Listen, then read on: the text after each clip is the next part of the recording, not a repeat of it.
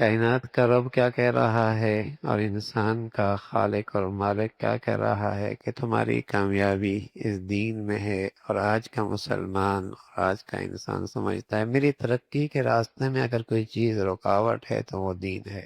کیسی بدنصیبی ہے، کیسی سوچ اور فکر پر بربادی اور ہلاکت آئی ہے کہ اللہ کہہ رہا ہے کہ تیری منزل مقصود تب ملے گی، تجھے منزل مراد تب ملے گی، تم کامیابی کی منزل پہ تب جا پہنچے گا جب تو اس دین پہ چلے گا۔ اور آج سوچ اور فکر میں کیسا فساد آیا کہ اگر اپنی ترقی میں کامیابی میں یہ انسان آج رکاوٹ سمجھتا ہے تو اس دین کو سمجھتا کہ دین پہ چلنے سے تو ہم ترقی نہیں کر سکتے، ہم زمانے کے ساتھ نہیں چل سکتے، ہم تو کامیاب نہیں ہوا سکتے۔ یہ اس کی سوچ اور فکر بن چکی ہے۔ ایک تو نا عمل کے لحاظ سے کوتاہی، عمل کے لحاظ سے کوتاہی پر توبہ ہو جایا کرتی ہے اگر سوچ اور فکر کا زاویہ درست ہو۔ عمل کی کوتاہی پر توبہ ہو سکتی ہے اگر سوچ اور فکر کا زاویہ درست ہو، تو پھر اس عمل کی خطا کو خطا سمجھتا ہے، غلطی سمجھتا ہے، گناہ سمجھتا ہے، توبہ کر لیتا ہے۔ اور بدقسمتی سے اگر سوچ و فکر کا زاویہ ہی ختم خراب ہو جائے اور وہی سمجھے کہ جو خطا ہے یہی صحیح ہے، جو غلط ہے حقیقت میں یہی ٹھیک ہے، جو گناہ ہے حقیقت میں یہی ترقی ہے، یہ بڑی ہلاکت، یہ بڑی بربادی ہے۔ اس موقع پہ پھر توبہ بھی، توفیق بھی سلب ہو جاتی ہے۔ تو آج کی جو نئی زندگی کا انداز ہے نا، وہ صرف عمل کی خطا تک نہیں انسان کو رہنے دیتا، بلکہ ساتھ ساتھ ایسا لٹریچر ہے، ایسی تعلیم ہے، ایسا نظام ہے کہ جو اس کے سوچ اور فکر کا زاویہ ہی بدل دیتا ہے۔ بس اوقات آدمی بہت غلط کام کر رہا ہوتا ہے لیکن بڑے اخلاص سے کر رہا ہوتا ہے کہ ملک کے لیے کر رہا ہوں، قوم کے لیے کر رہا ہوں، اچھا کام کر رہا ہوں، ترقی ہو جائے گی، کامیابی ہو جائے گی۔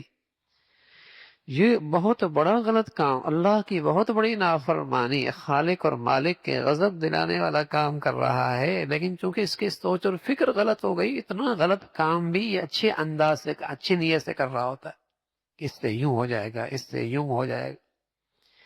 تو یہ سوچ اور فکر پر جو حملہ ہوا وہ اس نظام تعلیم سے ہوا، اس زندگی سے ہوا جو اس کے ارد گرد ہو رہی ہے، جس نے اس کا سوچ اور فکر کا زاویہ ہی بدل دیا۔ تو یہاں خالق اور مالک تو یہ کہہ رہے کہ تیری کامیابی اور مراد کی منزل تب ملے گی جب تو دین پہ آئے گا، اور اس کی سوچ اور فکر بن رہی کہ پردہ ہو گیا، حلال کیا، سود چھوڑا، پردہ کیا، دیانت پہ آ گئے، عبادت پہ آ گئے، اللہ کی اطاعت پہ آ گئے، اسلامی قوانین زندگی میں آ گئے، معاشرے میں آ گئے، سوسائٹی میں آ گئے، قومی سطح پہ آ گئے، ترقی کیسے کریں؟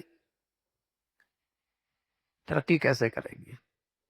حضرت عمر رضی اللہ تعالیٰ عنہ فرمایا کرتے تھے کہ ہماری اس ترقی کی ساری بنیاد، عزت اور عروج کی ساری وجہ ایک ہے، اعزنا اللہ بالاسلام، اعزنا اللہ بالاسلام۔ ہماری ترقی اور کامیابی اور ہماری مدد اور نصرت کی سب سے بڑی وجہ اسلام ہے، اسلام ہے۔ اور سوچ اور فکر میرے نبی کی صحبت کی برکت سے ایسی مضبوط تھی، فرمانے لگے وَمَن يَبْحَثْ دُونَهُ أَذَلَّهُ اللَّهُ، اور جس نے اسلام کا راستہ چھوڑا اللہ اسے ذلیل و خوار کر دے۔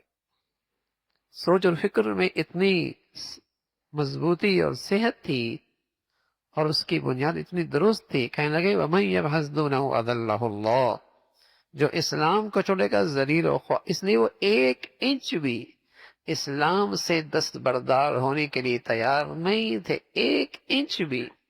وہ تو اتنے مضبوط تھے نا، جو آج کی نظر میں کہتے ہیں بڑا سخت ہے، بڑا سخت۔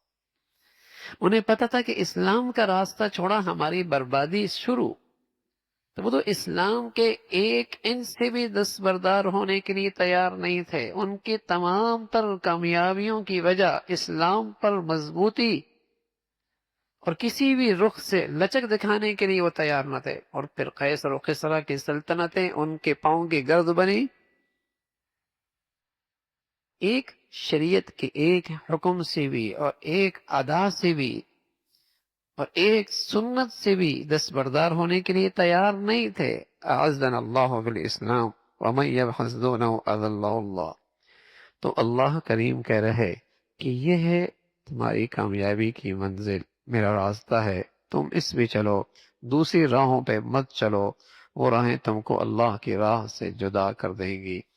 اور اللہ تمہیں اس کا تاکیدی حکم دیتا ہے، یہ اللہ تمہیں وصیت کر رہا ہے، تاکیدی حکم دیتا ہے تاکہ اس راہ کے خلاف کرنے میں تم احتیاط رکھو، تاکہ تم احتیاط رکھو.